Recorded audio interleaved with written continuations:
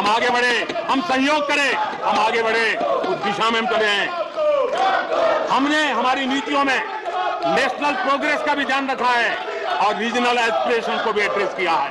National progress and regional aspiration, इसका perfect combination हमारी नीतियों में दिखा है, क्योंकि हम सब मिलकर के 2047 तक एक विकसित भारत का सपना पूरा करने के लिए चल पड़े हैं।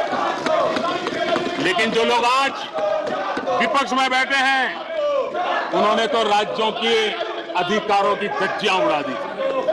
जरा मैं कच्चा चिट्ठा आज खोलना चाहता हूं। जरा इतिहास उठा करके देख लीजिए,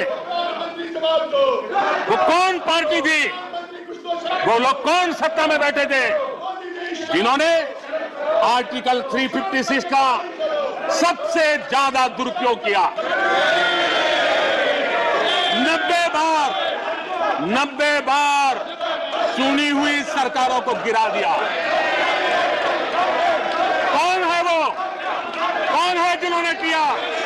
कौन है जिन्होंने किया? कौन है जिन्होंने किया? इतना ही नहीं सभापति जी, एक प्रधानमंत्री ने आर्टिकल 356 का 50 बार उपयोग किया, आधी सेंचुरी कर दी। वो नाम है श्रीमती इंदिरा गांधी का। 50 बार सरकारों को गिरा दिया। केरल में आज जो लोग इनके साथ खड़े हैं, जरा याद कर लीजिए, थोड़ा बार माइक लगा दीजिए। केरल में वामपंथी सरकार चुनी गई, जिसे पंडित नेहरू पसंद नहीं करते थे। कुछ ही कालखंड के अंदर चुनी हुई पहली सरकार को गिराते थे। आज आप वहां खड़े हैं, आपके साथ क्या हुआ था जरा याद कीजिए। आदरणीय सभापति जी, जरा डीएमके के मित्रों को भी बताता हूं, तमिलनाडु में एमजीआर और करुणानिधि जैसे दिग्गजों की सरकारें, उन सरकारों को भी इन्हीं कांग्रेस वालों ने बर्खास्त कर दिया। एमजीआर की आत्मा देखती होगी आप कहां खड़े हो। यहां पर पीछे बैठे हैं इस सदन के वरिष्ठ सदस्य और जिनको मैं हमेशा एक आदरणीय नेता मानता हूं, श्रीमान शरद पवार जी। 1980 में शरद पवार जी का आयु 35-40 साल की थी। एक नौजवान मुख्यमंत्री महाराष्ट्र की सेवा करने के लिए निकला था, उनकी सरकार को भी गिरा दिया गया। आज वो वहां है, आज वो वहां है। हर क्षेत्रीय नेता को उन्होंने परेशान किया। और एनटीआर के साथ क्या किया? यहां कुछ लोग आज कपड़े बदले होंगे, नाम बदला होगा, ज्योतिषियों की सूचना के अनुसार नाम बदला होगा, लेकिन कभी वो भी उनके साथ थे। उन एनटीआर की सरकार को, और वो तबीयत के लिए अमेरिका गए थे, अपने हेल्थ के लिए गए थे, आपने एनटीआर की सरकार को गिराने का प्रयास किया। ये कांग्रेस की राजनीति का स्तर था। आदरणीय सभापति जी, अखबार निकाल के देख लीजिए, हर अखबार लिखता था कि राजभवनों को कांग्रेस के दफ्तर बना दिए गए हैं, कांग्रेस के हेडक्वार्टर बना दिए गए। 2005 में झारखंड में एनडीए के पास ज्यादा सीटें थी, लेकिन गवर्नर ने यूपीओ को शपथ के लिए बुला लिया था।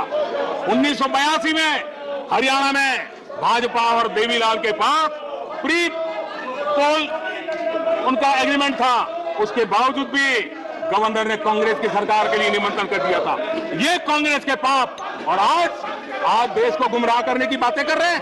आदरणीय सभापति जी, मैं इस बात को जानना चाहता हूं, मैं एक गंभीर विषय की ओर अब ध्यान देना भी चाहता हूं। महत्वपूर्ण विषयों को मैंने स्पर्श किया है, और आज देश में आर्थिक नीतियों की जिनको समझ नहीं है, जो 24 घंटा राजनीति के सिवाय कुछ सोचते नहीं है, जो सत्ता के खेल खेलना यही जिनको सार्वजनिक जीवन का काम दिखता है, उन्होंने अर्थनीति को अनर्थ नीति में परिवर्तित कर दिया। मैं उनको चेतावनी देना चाहता हूं, और मैं इस सदन की गंभीरता के साथ उनसे कहना चाहता हूं कि अपने रिस्पेक्टिव स्टेट को जाके समझाएं कि ये गलत रास्ते पर न चले जाएं। हम हमारे पड़ोस के देशों का हाल देख रहे हैं कि वहां पर क्या हाल हुआ है। अनाप शनाप कर्ज लेकर के किस प्रकार के देशों को डुबो दिए गए। आज हमारे देश में भी तत्कालीन लाभ के लिए अगर भुगतान करेगा तो आने वाली पीढ़ी करेगी। हम तो कर्ज करो जीपीओ वाला खेल आने वाला देखेगा। ये कुछ राज्यों ने अपनाया है, वो उनका तो तबाह कर देंगे, देश को भी बर्बाद कर देंगे।